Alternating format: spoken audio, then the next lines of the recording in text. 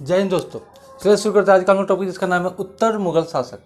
इसके पहले पिछले वाले वीडियो में हम लोगों ने देखा था किस तरह से पूर्ववर्ती मुगल शासक और उत्तरवर्ती मुगल शासक को बांटा गया है, यानी कि बाबर से लेकर के और औरंगजेब तक के जो भी शासक, औरंगजेब तक के शासकों के इसमें पूर्ववर्ती मुगल शासक में, और उसके बाद जो भी शासक आए उनको उत्तरवर्ती मुगल शासक में रखा गया। और उसको इसलिए रखा गया क्योंकि वह उतने योग्य नहीं थे जितने कि बाकी बाबर से लेकर औरंगजेब तक के शासक रहे।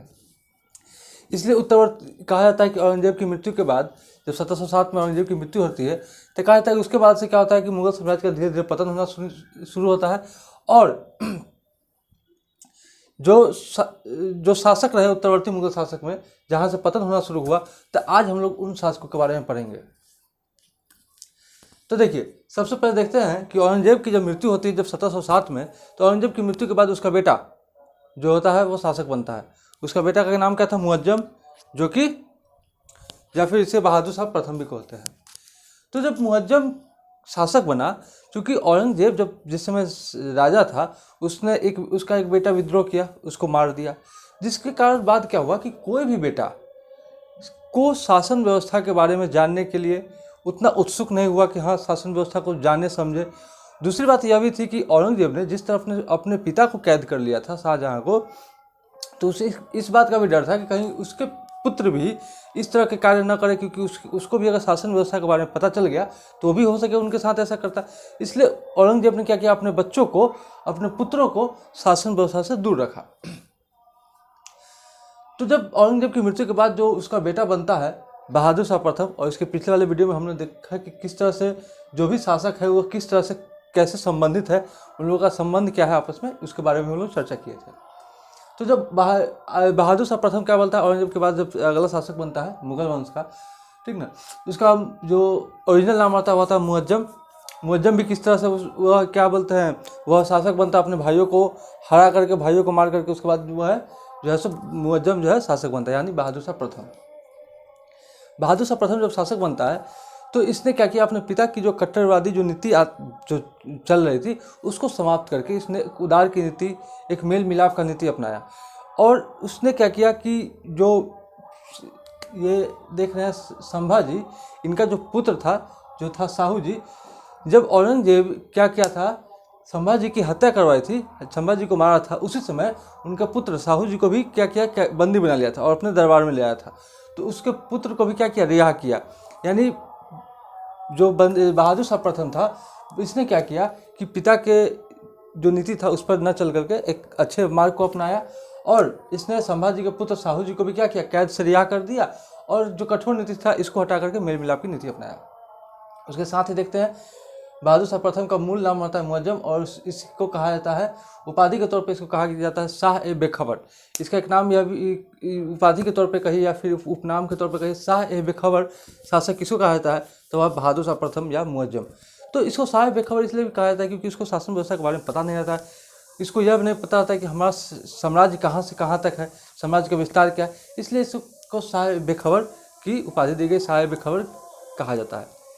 देखिए, मुअज्जम एक मुगल शासक, पूरे मुगल शासक का एकमात्र ऐसा शासक है, मुअज्जम पूरे मुगल साम्राज्य का एकमात्र ऐसा शासक है जो सबसे अधिक उम्र में शासक बना। जैसे हम लोग कहते हैं कि सबसे अधिक उम्र में जो व्यक्ति प्रधानमंत्री बने मोरारजी देसाई, ठीक, और सबसे कम उम्र में जो प्रधानमंत्री बने राजीव गांधी, ठीक उसी तरह इस मुगल साम्राज्य में हम लोग क्या देखते हैं कि जो सबसे अधिक उम्र में शासक बना वह है बहादुर शाह प्रथम, और जो सबसे कम उम्र में शासक बना वह है कौन? अकबर। अकबर सबसे कम उम्र में शासक बना, मुगल शासक बना, और बहादुर शाह सबसे अधिक उम्र यानी 63 वर्ष की आयु में यह शासक बना। यानी समझिए कि 63 वर्ष की आयु में कोई आदमी रिटायर होता है और इस समय यह शासक बनता है। तो ये ज़्यादा समय तक नहीं चलते हैं, 1707 में औरंगजेब की मृत्यु के बाद शासक बनते हैं और 12 में ये इनकी मृत्यु हो जाती है। उसके बाद बनता है अगला शासक जहांदार शाह। जहांदार शाह ये कमजोर और शासन के प्रति उदासीन शासक था, इसको भी शासन व्यवस्था से उतना मतलब नहीं था। और इसी समय से हम लोग देखते हैं ना कि मुगल समाज का क्या होता है, धीरे धीरे पतन होना सुनिश्चित हो जाता है। उसके बाद देखते हैं जुल्फिकार के सहयोग से शासक बनता है, जिसे बाद में वजीर बना दिया। होता क्या है, जहांदार शाह जब शासक बनता है, जब जुल्फिकार के सहयोग से जब शासक बना ना, तो इसने क्या किया, एक वजीर बना दिया। जब जुल्फिकार को वजीर बना दिया, चूँकि इसको उतना मतलब था नहीं शासन व्यवस्था से, तो जुल्फिकार ही समझिए कि मेन प्रशासन का कार्य कौन देखता था? जुल्फिकार, ठीक ना, क्योंकि उसको वजीर भी बना दिया था, ठीक ना। तो इसलिए भी क्या हुआ, शासन व्यवस्था सही से ढंग से चल नहीं पाया। और इसके बारे में यह भी कहा था कि एक वेश्या थी जिनका नाम था लाल कुंवरी, इनके प्रति यह मोहित थे और इसलिए यह काफ़ी चर्चा के विषय में थे। किसके लिए? वेश्या जो थी एक लाल कुंवरी, इसके चलते। उसके बाद देखते हैं कि आमेर के जो शासक थे राजा जयसिंह, जो बहुत अच्छे मित्र थे किसके? औरंगजेब के बहुत अच्छे मित्र थे। कौन? जयसिंह, जिन्होंने शिवाजी के साथ भी एक संधि हुई थी। तो उन्हीं जयसिंह को मिर्जा राजा की उपाधि कौन देता है? तो वह देता है जहांदार शाह। सवाई की उपाधि कौन देता है? तो सवाई की उपाधि देता है फर्रुखसियर। एक और बात है, औरंगजेब ने भी सवाई की उपाधि दी थी, लेकिन वो मौखिक रूप से दिया था, लेकिन एक लिखित एक सभा के रूप में जो देता है वो कौन देता है? फर्रुखसियर।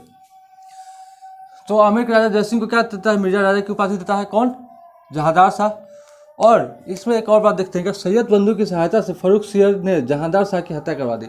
यह जो जहांदार शाह रहता है, इसको क्या करता है? फर्रुखसियर जो अगला शासक करता है, यानी कि जो जहांदार शाह का भतीजा रहता है, उसने क्या किया? इसको मरवा दिया। किसके सहायता से? सैयद बंधु। यह सैयद बंधु दो भाई रहते हैं और यह काफ़ी माहिर आदमी रहते हैं, ठीक ना। तो यह इनको क्या किया कि मरवा दिया जहांदार शाह को फर्रुखसियर ने, इनकी सहायता, सैयद बंधु की सहायता से। तो सैयद बंधु ने क्या किया? इसकी सहायता से मरवा करके फर्रुखसियर फिर से खुद शासक बन जाता है। तो जो सैयद बंधु जो हम लोग बोलते हैं वो दो भाई है। कौन? एक अब्दुल्ला खां और दूसरा हुसैन अली। यही दो व्यक्ति हैं, अब्दुल्ला खां दूसरा हुसैन अली। ये अब्दुल्ला खां दूसरा हुसैन अली, इसी दोनों की सहायता से क्या हुआ? फर्रुखसियर ने जहांदार शाह की हत्या करवा के शासक बन गया। और जब यह शासक बना तो इसी अब्दुल्ला खां को वजीर बना दिया और हुसैन अली को सेना का प्रमुख नियुक्त कर दिया, ठीक।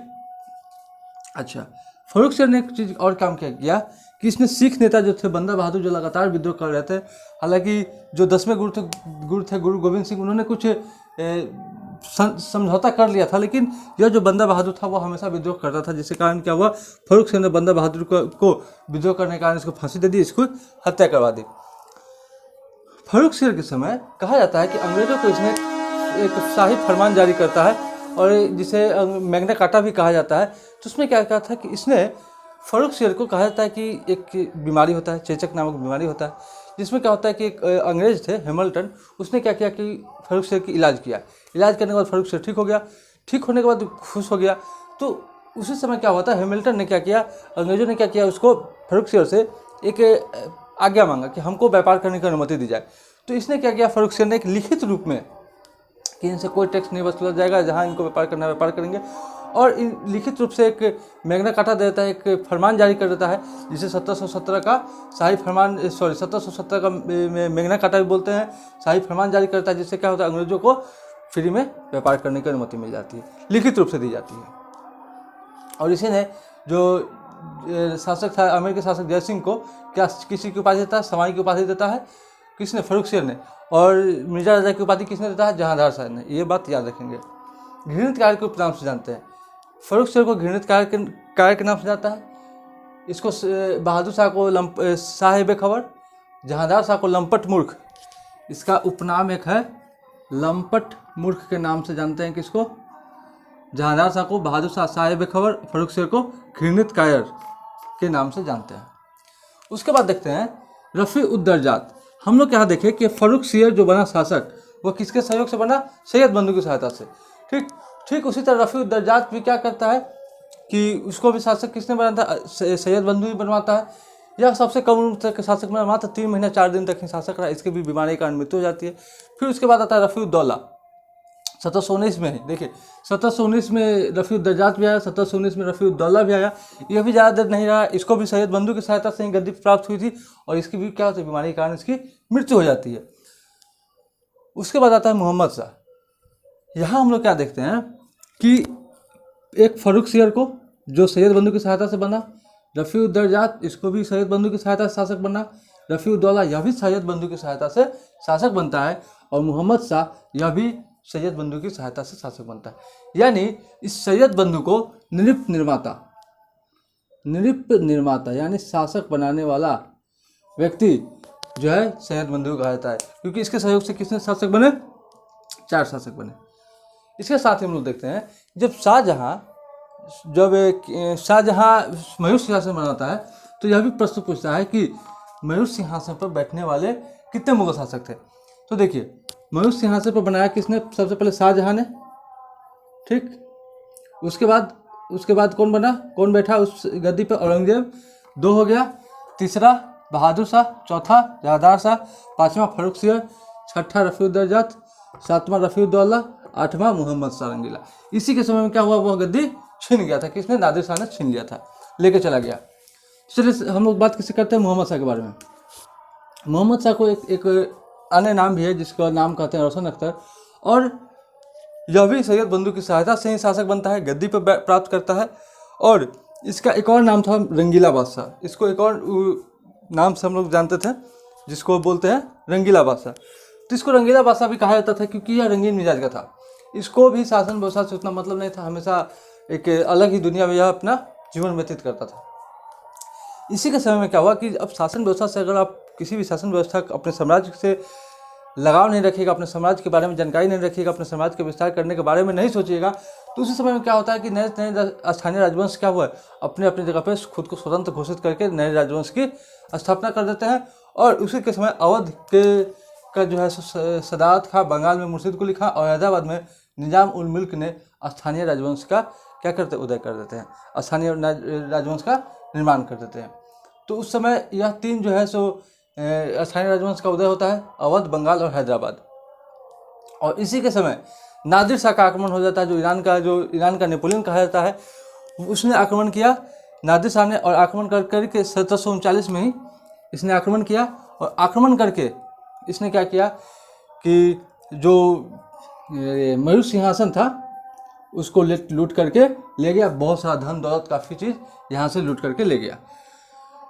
इसने एक अच्छा काम क्या किया कि जब मोहम्मद शाह ने को सैयद बंधु ने ही शासक बनवाया, तो इसने क्या किया कि इसने देखा कि इसके पहले भी जो शासक थे उसको कैसे हत्या करवा करके फिर दूसरे को शासक बनवा देता था। तो इसलिए मोहम्मद शाह ने क्या किया कि शासक बनने के बाद ही सबसे पहले इसने क्या किया, सैयद बंधु का ही हत्या करवा दी। सैयद बंधु जो थे 2 भाई, उनकी ही सबसे पहले हत्या करवा दी, ताकि कोई ऐसी घटना बाद में न घटे, क्योंकि वह फिर कोई उसको प्रलोभन देगा तो वो क्या करेगा, उसी को शासक बना देगा। इसलिए सबसे पहले इसने क्या किया, सैयद बंधु की ही हत्या करवा देती है। ठीक, अब क्या देखते हैं, इसके बाद जो आता है वह आता है अहमद शाह। देखिए, बहादुर शाह प्रथम, जहांदार शाह, फर्रुख सियर, रफीउद्दौला, मोहम्मद शाह, और उसके बाद कौन देखते हैं, अहमद शाह। तो अहमद शाह जब बना, देखो 1748 से 1754, अहमद शाह अब्दाली का इसके समय जो मोहम्मद शाह जब था, यानी रंगीला बादशाह, इसके समय जब नादिर शाह ने आक्रमण किया तो इसका एक सेनापति था अहमद शाह अब्दाली। तो अहमद शाह अब्दाली ने क्या किया, जब अहमद शाह शासक बना तो उसके समय में अहमद शाह अब्दाली ने क्या आक्रमण किया, कब, 1748 में, यानी कि 1739 में इसने आक्रमण किया, 1748 में अहमद शाह अब्दाली ने आक्रमण किया और यहाँ से काफ़ी सारा धन दौलत लूट कर ले गया। और इसके समय में ऐसी स्थिति आ जाती है कि इस अहमद शाह के शासनकाल में कि राजमहल के बर्तन, राजमहल की चीज़ें, बहुत कीमती चीज़ें, या कहिए राजमहल की बर्तन तक बेचने के लिए नौबत आ गई थी कि जो भी सैनिक वगैरह जो उस दरबार में रहते थे उनको वेतन देने के लिए ऐसी नौबत आ चुकी थी अहमद शाह के समय में। तो जब प्रश्न आता है कि किसके शासनकाल के समय राजमहल के बर्तन बेचने पड़ रहे थे, तो वह है अहमद शाह, यानी कि अहमद शाह अब्दाली जब आया था उस समय याद रखेंगे कि अहमद शाह।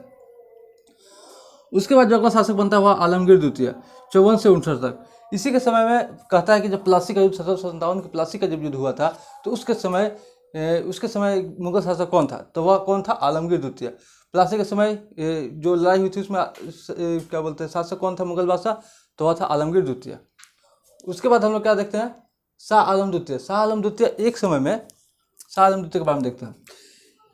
यहाँ से याद रखेंगे कि अहमद शाह के बाद जितने भी शासक आए उस सब में क्या लगा हुआ, द्वितीय लगा हुआ है। एक आलमगीर द्वितीय, शाह आलम द्वितीय, अकबर द्वितीय और बहादुर शाह द्वितीय।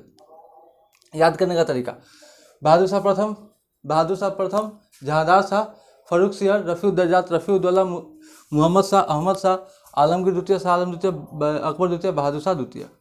अब देखते क्या है कि अकबर द्वितीय 1759 से लेकर 1806 तक शासक बना। एक समय में दो शासक बने। दो शासक बनने का क्या था कि शाह आलम द्वितीय और शाहजहां तृतीय। यह भी शासक बना, यह भी शासक बना, इसने भी राज्याभिषेक करवाया, इसने भी करवाया। लेकिन जो शाह आलम जो था, शाह आलम द्वितीय, यह जो अहमद शाह के समय जो अहमद शाह अब्दाली आक्रमण किया था, ईरानी सेनापति नादिर शाह का सेनापति था, उसके डर से क्या किया, यह दिल्ली में आया ही नहीं। लगभग कहा जाता है कि लगभग 12 वर्षों तक यह दिल्ली में नहीं आया। और इसने कहाँ पे राज्याभिषेक करवाया, तो इसने पटना में राज्याभिषेक करवा करके यह शासक बना। चूँकि इतिहास में शाहजहाँ तृतीय ये मात्र 1 साल तक ही शायद जीवित रह पाया। इस कारण से क्या होता है कि हम लोग शाह आलम द्वितीय के बारे में ही पढ़ते हैं, क्योंकि यह 59 से लेकर 1806 तक के बारे में हम लोग देखेंगे। तो इतने समय तक कौन रहा शाह आलम द्वितीय, पटना में राज्याभिषेक करवाया और लगभग 12 वर्षों तक दिल्ली नहीं आया था। कौन? शाह आलम द्वितीय। क्यों नहीं आया था? क्योंकि अहमद शाह अब्दाली के डर से नहीं आया था। क्योंकि अहमद शाह अब्दाली उस समय यहाँ पर काफ़ी लूट मचाए हुए थे, काफ़ी धन दौलत को हमेशा अपना क्षेत्र विस्तार करने में लगा हुआ था। उसी के साथ क्या देखते हैं, 1761 में जो पानीपत का तृतीय युद्ध होता है और 1764 में जो बक्सर का युद्ध होता है, तो उस समय जो मुगल शासक था वह कौन था? वह शाह आलम द्वितीय था। इसमें देखते क्या है कि इसी के युद्ध के बाद 1765 में जब क्या बोलते हैं, रॉबर्ट क्लाइव के द्वारा जब शाह आलम द्वितीय के साथ इलाहाबाद की संधि होती है, किसके साथ होती है? शाह आलम द्वितीय के साथ। बक्सर का युद्ध हुआ, बक्सर के युद्ध के बाद जब इलाहाबाद की संधि होती है, क्योंकि बक्सर के युद्ध में क्या होता है, बक्सर के युद्ध में 3 गुट शामिल होता है, वो हम लोग मॉडर्न हिस्ट्री में पढ़ेंगे विस्तार रूप से। लेकिन यहाँ पे शॉर्टकट में समझने की बात क्या है कि जब 1764 में बक्सर का युद्ध हुआ, तो उस समय शाह आलम द्वितीय भी शामिल था। तो इसके बाद इसीलिए क्या हुआ कि शाह आलम द्वितीय से संधि की किसने? रॉबर्ट क्लाइव ने। और इसमें इलाहाबाद की संधि के दौरान बहुत सारे अधिकार को इसने अंग्रेजों ने ले लिया। खासकर इसने बंगाल, बिहार और उड़ीसा की दीवानी अपने हाथों में ले लिया था। और इसी के समय से जो पहला पेंशनर था, यानी कि जो शासक न रह करके क्या किया इसने, शासन के जगह इसने अंग्रेजों का पेंशनर बढ़ गया, यानी कि अंग्रेज इसको पेंशन देते थे। और वह व्यक्ति कौन था? वह शाह आलम द्वितीय था। इसके पहले जो भी रहा वह शासक था, इसने अपने समाज का राजस्व का खुद मालिक हुआ करता था। लेकिन इसके समय क्या था, टैक्स तो अंग्रेज वसूलता था, इसको बस पेंशन के रूप में, शाह आलम द्वितीय को पेंशन के रूप में दे करके इससे कार्य करवाया जाता था। उसके बाद जब अगला शासक बना वह अकबर द्वितीय, 1806 से 1837 ईस्वी तक। पहला मुगल बादशाह जो अंग्रेज के समय में शासक बना। इसके पहले हम लोग देखें कि जितने भी शासक रहे, वह शासक किसी न किसी की सहायता से, खुद की सहायता से, या फिर उसका एक पुत्र होने के, वंशज होने के कारण किसी न किसी तरह से क्या क्या शासक बना। जैसे मुअज्जम को देखते हैं, इसके पिता शासक थे इसलिए इसका बेटा बना, फिर जहांदार शाही बना, फिर इसका भतीजा बना, फिर इसका भाई बना, किसी न किसी संबंध वंशज था ही। लेकिन इसके बाद से यहाँ से क्या देखते हैं कि जो शासक बना या अंग्रेजों के संरक्षण में शासक बना, यानी इसको जो शासक बनाया वह अंग्रेजों ने बनाया। वह पहला मुगल शासक कौन था? वह अकबर था। और चूँकि पेंशन तो शाह आलम द्वितीय के समय से चालू हो गया था, तो सही समय से पेंशन मिलने के कारण, सही वक्त पर पेंशन मिलने के कारण इसने क्या किया, राम मोहन राय जो थे उसको राजा की उपाधि देकर, जिसको हम लोग राजा राम मोहन राय के नाम से जानते हैं, उनको उपाधि देकर लंदन भेजा, ताकि वो जा करके ब्रिटेन में अपने महारानी को यह बात बताएंगे कि हमें पेंशन सही समय पर दी जाए। इसके लिए राजा राम मोहन राय को राजा की उपाधि देकर लंदन भेजा था किसने? अकबर द्वितीय ने। क्योंकि पेंशन इसके समय से चालू हो गया था, शाह आलम द्वितीय के समय से, तो आने वाले जो भी शासक होंगे उन सबको क्या मिलेगा? पेंशन ही मिलेगा। उसके बाद अगला शासक बना बहादुर शाह द्वितीय। बहादुर शाह द्वितीय 1837 से 1857 तक शासक रहा। और इसके समय में देखते क्या है कि बात इतनी बढ़ चुकी थी कि 1857 में क्या हुआ, विद्रोह हो गया, सिपाही विद्रोह। उस विद्रोह होने के कारण हम 1857 की क्रांति में हम लोग मॉडर्न हिस्ट्री में विस्तार से पढ़ेंगे, जानेंगे। लेकिन उस समय क्या होता है कि 1857 की जब क्रांति होती है, तो सभी जो भी सिपाही दल होते हैं, जो भी विद्रोह होते हैं, क्योंकि इसमें सिर्फ सिपाही नहीं, लगभग हर जगह से विद्रोह होना शुरू होता है। और उस पर जो लीडर, मुख्य रूप से लीडर बनाया जाता है, वह बहादुर शाह को ही बनाया जाता है। जिसके कारण क्या होता है, बहादुर शाह को जब लीडर बनाया जाता है, क्योंकि यह भी एक वृद्ध व्यक्ति हो चुके थे, लगभग कहा जाता है कि 85 वर्ष के उम्र के यह व्यक्ति थे। तो इस 1857 की क्रांति का नेतृत्व किसने किया था? बहादुर शाह। क्योंकि इनको सभी ने क्या किया, इनको एक नेता के रूप में मान गया, क्योंकि मुगल शासक कौन थे? यही थे।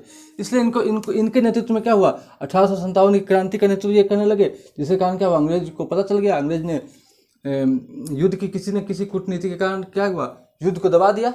जो क्रांति उठी थी 1857 की, इसको किसी तरह दबा दिया सभी जगह से। और दबाने के बाद क्या हुआ, बहादुर शाह प्रथम को सजा के रूप में कहा कि तुमको अब तो सजा मिलेगा, तो क्या मिलेगा, तो कहा तुमको 2 गज जमीन भी नहीं नसीब होगा। और इसके लिए इसने क्या किया, बहादुर शाह द्वितीय को रंगून भेज दिया, जो कि म्यांमार में है। यानी कि भारत में इसको नहीं रखा, भारत से बाहर इसको भेज देता है, कहाँ, रंगून में, जहाँ 1862 में क्या होती है, बहादुर शाह द्वितीय की मृत्यु हो जाती है।